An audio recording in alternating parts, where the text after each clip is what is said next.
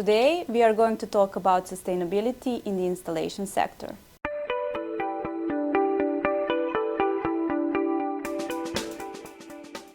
Sustainability and circularity are already key trends in the installation market. It's slowly changing the mindset of the actors in the business value chain.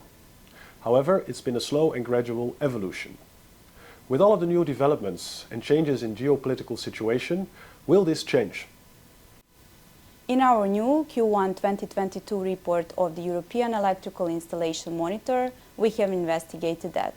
For example, to what degree are the installers involved in sustainability, how will this develop over time, and what will be the impact on the installation industry?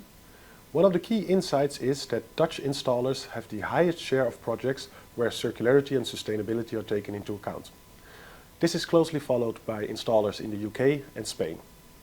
In Germany, the installers are the least involved in sustainable and circular construction, with only a quarter of all projects containing these type of solutions. Of course, installers are not the only ones actively involved in sustainability. When asked which other stakeholders have an influence when it comes to sustainable construction, the top three are government, manufacturers, and on the third place, architects. When it comes to what type of sustainable solutions are installed the most, the number one answer was LED lighting, with 46% of installers mentioning this.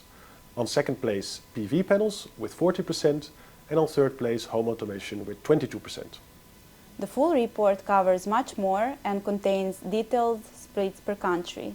Besides the topics that are already mentioned, the report provides information on the perception of sustainability by installers and their clients, key drivers and barriers, and manufacturers that are leaders in sustainability. The full report is now available. For more information, please check our website for the full report impression or feel free to contact us directly.